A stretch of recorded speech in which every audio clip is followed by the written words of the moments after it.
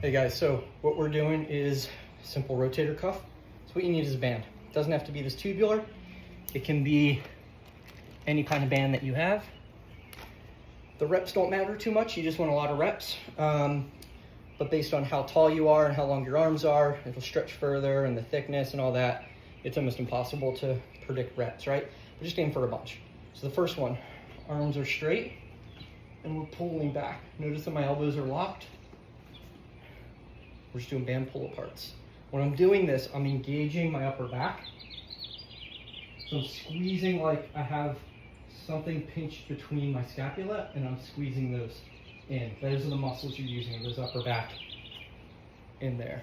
The next one, band is in your hand, like so. Hands up, palms up, grab it, elbows are tucked in and out. The elbows are tucked in, and again, I'm using the upper back muscles to pull, right? The rotator cuff are 4 muscles. I believe it's teres minor, supraspinatus, infraspinatus, and blanket on the other one, but they're your major, or sorry, not major, they're little tiny muscles that help to really move your shoulder in very unique ways. And because they're tiny, they can get overloaded. And so if we're not working out those muscles and strengthening them, we can do some awkward movements, put our arm or shoulder in a weird spot and injure these tiny, tiny muscles, right? The next one, hand to the side and just up, right? I'm only doing a few to show you, but you can really run through and do a bunch of reps of these. The next one, hand straight out and you're pulling down. You might feel this in your tricep, that's okay.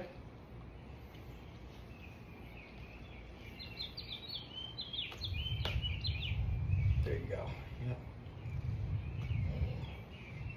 So I want this to be hand slightly up, and then this is almost straight out and pulling down instead of grabbing on this side, right?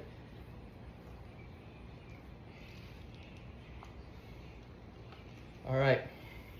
Then the next one, okay? You're gonna wanna wrap it around something. So wrap it around the cinch.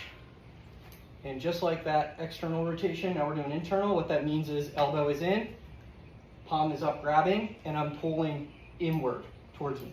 And you'll feel it in that pec minor up in the front, kind of near your inner shoulder, and I'm controlling it in and out. And so those are the major ones, okay? If you can do all those, that's good. The last one you can always do is just a little rotation here, right? And you can do it both ways. So you can also tie it in and then come back down. So I can put it down here. And I can come inward as well with it. And I'm controlling it in both directions. And then the last one, which is one of my favorites, I would need 2 bands, like so. We used to do these with baseball pitchers all the time. So, this, we come out and then down. Call them Iron Angels.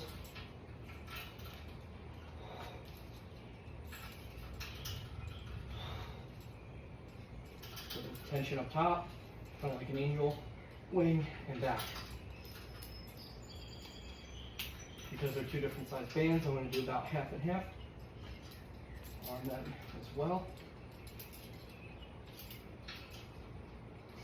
And these bands you can get for like $10 on Amazon. Super easy. So if you do that, that's going to help a ton with a lot of that upper body rotator cuff, shoulder kind of things. One thing to consider is when you're paddling, you're always pulling back, and so you're never getting that eccentric forward. So doing these where you're pulling apart but controlling the back is going to really help to make sure that both the muscles are strong as well as the tendons. And again, we're working on several of these tiny muscles all around the scapula and the shoulder that kind of really help to move it in these very tiny, tiny, minute ways. And because they're small, we need to strengthen them, or else we're going to throw something out potentially when we're doing these awkward movements through rough terrain. climbing, scrambling over boulders and picking up canoes in weird ways and all the odd stuff we do, bushwhacking with a bike over our shoulder, all those stresses, we want to kind of harden the body that way. So